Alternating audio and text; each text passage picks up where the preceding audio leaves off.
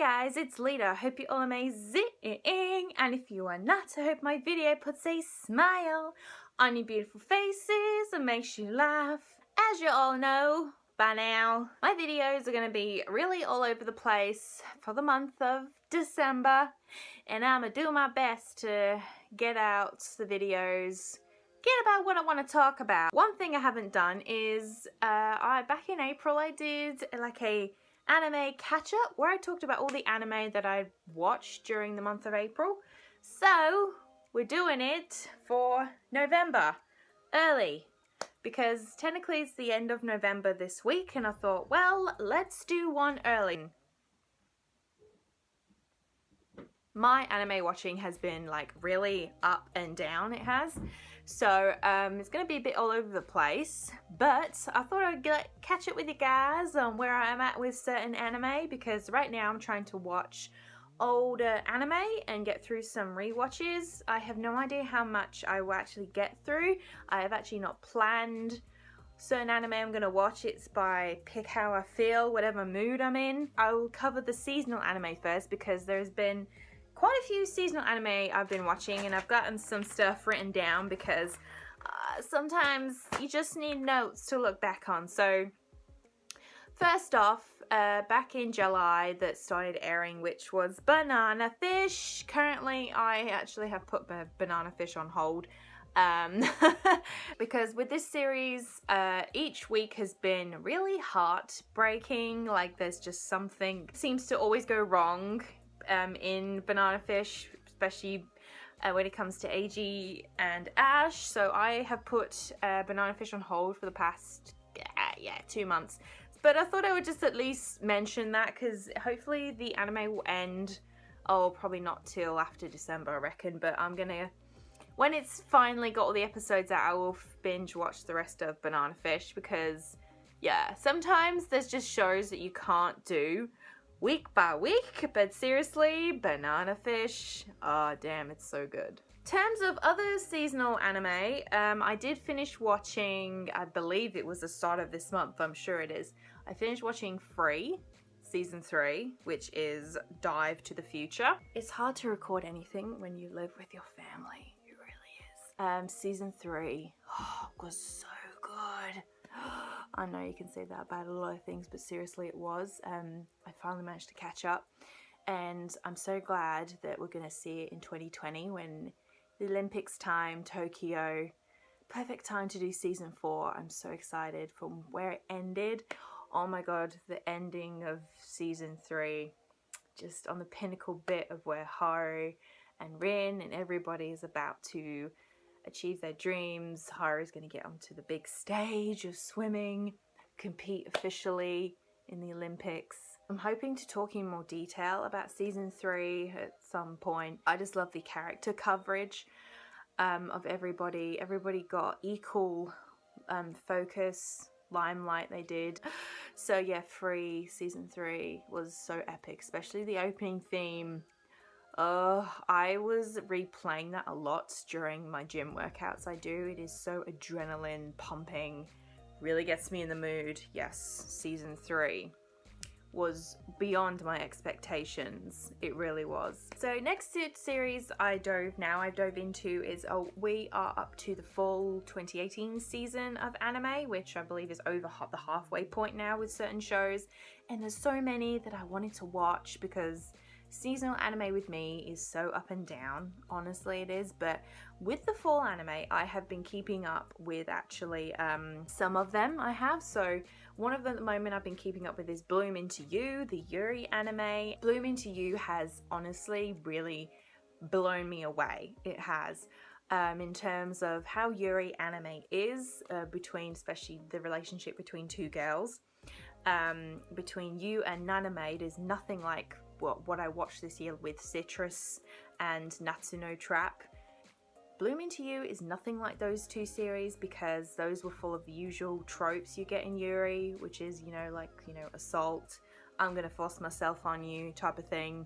There is not that with you and Naname. There's no forcedness there. I mean, at the point when Naname says, she asks you politely, can I still like you, can I? And use, Like, okay, that's fine. The problem with Yuri anime is there's never any true validation between a girl's relationship, because it seems to be all about, you know, it's just foreplay, and there's no respectiveness between girls' feelings.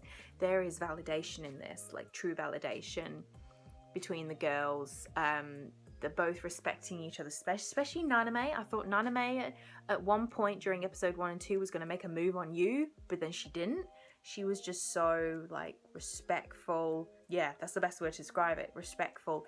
And that, you know, there's this beautiful connection they have, that which is obvious, you know, because they both have never fell for someone, never felt that special feeling about somebody. And I love that right now it's building up to, especially the focus on you, because I love that there's this build up between the both of them, that they're getting to that point. They will reach that point. So Bloom Into You has really exceeded a lot of people's expectations, but it really shocked me. Like, this is what I wanted in a Yuri anime. Validation between the girls. So, yes, Bloom Into You. I'm up to episode 5 right now. But yeah, been great stuff so far. Great stuff. Next, what I've been watching is 3S's Gridman, by Studio Trigger. I've only watched the first 3 episodes because I feel like I can't give a full impression unless I've watched the first 3 episodes. And Gridman, this is actually the first show I've watched by Studio Trigger, officially, properly. I've watched like the first few episodes of Darling in the Franxx. I only got to episode 3, but we all know, you know, Darling in the Franxx was like up and down, mixed feelings people had, but I've not seen the full show, so I can't give my full opinion. But SSS Gridman is based off of the first 3 episodes are there's no plot direction, everything is very up and down. You know, we have, you know, the Gridman who's in a computer, who calls out to Yuta, who has lost his memories, he doesn't know who he is, can't remember anything, you know, says, oh, you are going to save the world, you are important. And then this big dragon thing called a kaiju is like attacking the city, and then, you know, Yuta is swallowed into the computer, and then he goes out and turns into Gridman and then starts, you know, fighting and saves the city. And whereas then we have a guy in a black suit, like a samurai guy in a black suit appears and comes to his aid. It's very choppy, up and down, it's confusing. And then because people getting annoyed with the show that there was no plot direction, and at one point I was getting annoyed that there was no plot direction, but at the same time, you know, I think it's interesting. I like that there's no direction right now, but I think people are misjudging with Gridman, that there's nothing wrong with an anime going off the plot, and I've not continued it after episode 3, so I'm excited to see where the show is going to go. And I like Studio Trigger's style, that it's wacky, out there, silly, so I think that's a great thing that makes Studio Trigger stand out from other animation studios. So yeah, SSA Gridman has been really interesting to watch. And the other seasonal anime that I have been watching, of the 2, there's Goblin Slayer. I only watched the first 2 episodes of that, and we all know what people have said about Goblin Slayer. Yes, it has a very striking first episode, and this is a dark fantasy, and I do want to finish Goblin Slayer. I like that it's a dark fantasy, but, you know, I really don't want to say too much about Goblin Slayer. Goblin Slayer is on hold for now, but I was definitely craving something dark fantasy, because I haven't watched that type of genre for a long while. So seriously, the moment the Goblin Slayer dude walks in, like, you know, fire behind him, like, he's a fascinating character to me, and I cannot wait to learn a bit more about him. But yeah, Goblin Slayer is Goblin Slayer. So the last seasonal series that I've been watching is World of Colors, because I can't say the proper name, which is by PA Works. Now, PA Works, since watching Nagi no Asakara back in 2015, I have been obsessed with their shows. I want to watch all of their shows, like Kyo Annie. They definitely, PA Works, know how to grip with the emotional factor, and I've loved watching World of Colors every week. It's been so goddamn soothing. Right now, I'm currently up to the latest episode, and the animation is outstanding. I don't need to keep going on about the animation, really, because it can speak for itself. The tone of the series, the atmosphere is, again, I'm going to say calming and soothing every time. Where the series is right now, I love where the series is going, though. It's about to introduce the romance element between all the characters. Who's going to end up with who, and the pacing and the timing has been absolutely perfect. I'm dying to know when Hitomi is going to be able to see colors again, and yeah, who's going to get with who. This series has done so well covering its characters. They've had equal focus time. I love every single one of these characters, except for Yuta, who is going to be Hitomi's love interest, which is really obvious. You know, how he treated Hitomi when she first, came to the time, because the series is about Hitomi, the main character, who has a lack of color sense, and then her grandma sends her 60 years back in the past, because this is set in a magical, futuristic setting. The series is completely fascinating with the magical aspect, especially, and it truly is a magical anime, and I couldn't have thought of a better series to watch at this time of year. So if you're not watching World of Colors, I would highly suggest giving it a go, especially around Christmas time. Definitely, because the romance side is about to kick in, and I'm excited. I'm excited. Okay, that is covering all of the seasonal anime I'm currently up to and watching.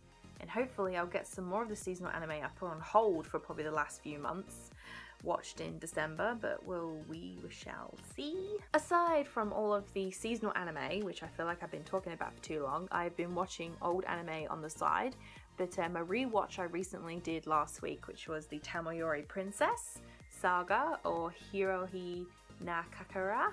It's an otome adaptation, and I was in the mood to watch a romance something. I always am, usually, but this was a specific time I wanted to watch romance, and I'm hopefully going to cover this series in a video or a blog post, or probably both. But this adaptation, when I finished my rewatch, it's a series that that frustrates me, but I love it to no end, because the season 1 is so slow, but then season 2 it gets good. Isn't that frustrating with an anime, when the first season is slow, nothing's really happening, and then season 2 everything becomes good? So it's like a love-hate relationship with this anime. But I love this anime regardless. Basically, the story of the Tamayori Princess is based on the Otome game, which is about Tamaki, who comes to live with her grandma. But then she finds out she's known as the Tamayori Princess, who is fated to protect the Onikiri Maru, and has to seal it away. It's like a demon sword, and she has her 5 guardians who protect her, because there's Logos who wants to get their hands on it.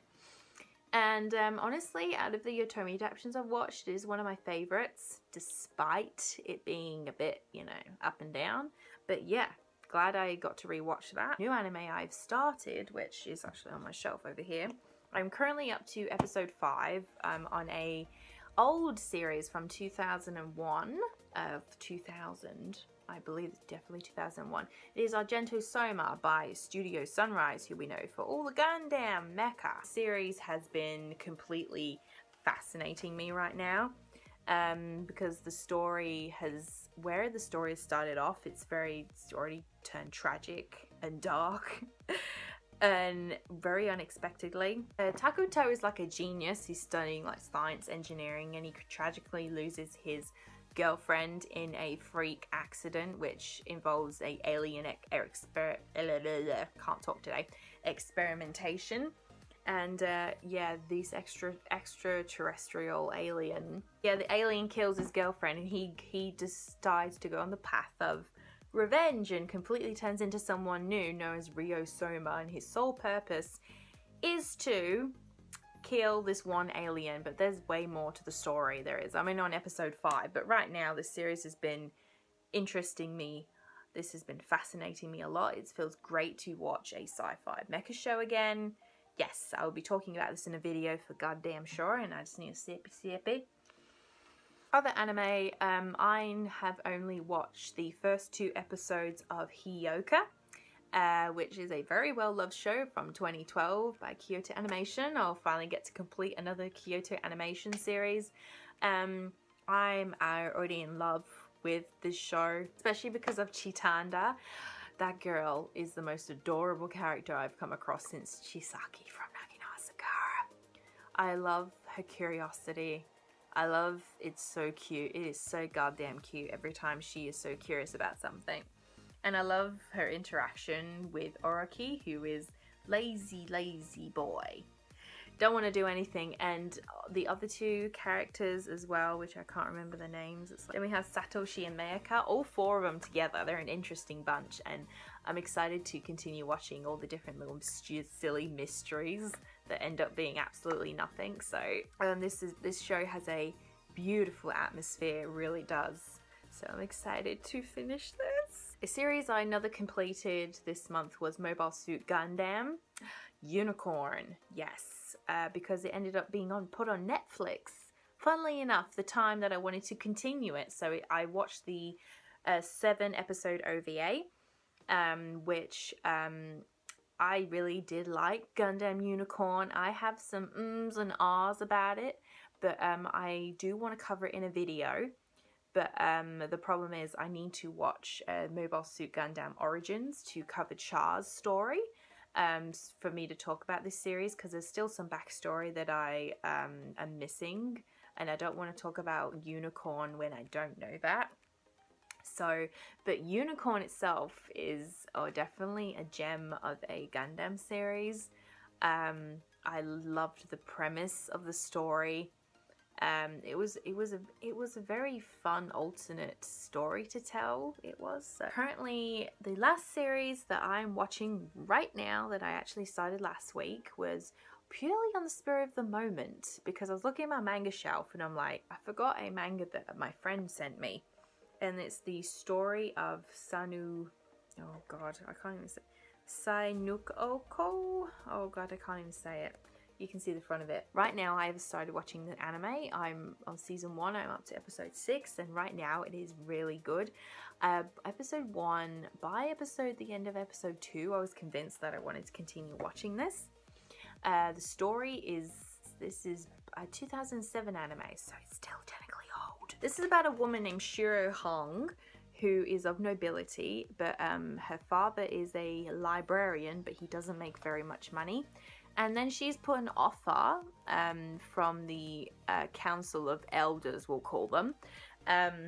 She's put in an offer to for 6 months if she can aid the king of the province, because apparently he is a lazy king and has no interest in governing the country. So with Shiro's aid, if she can convince the king to participate in council meetings and such, or governing the country, she will gain like 500 gold pieces. Reach to the point in the series where Shiro is counseling the king, giving him advice. It's interesting because in this series, Shiro always wanted to be a part of the court, but in this anime, it is forbidden for women to actually participate in governing or being part of the court system. So there is a bit of there's a lot of political influence in this series, and right now where the story is on episode 5, it's really interesting. Shiro has a lot of beautiful men around her, yes. I love the time period that this is set in. Definitely Edo, Japan era this is set in. But I'll definitely be covering this series in a video for certain. That is all the anime that I have been watching for this past November. I hope you enjoyed listening to me ramble and you learned, and maybe I piqued your interest briefly on something maybe, but I'm hoping I will do these videos more often, talk about what I'm watching or reading, hopefully, because reading this year has been, yeah, pretty lacking when it comes to manga. Leave a comment if you wanna, and yeah, that is all for this video. All the linky links are down below, and I'll see you guys in the next video, and I got plans for the next few videos. Yes. See you later.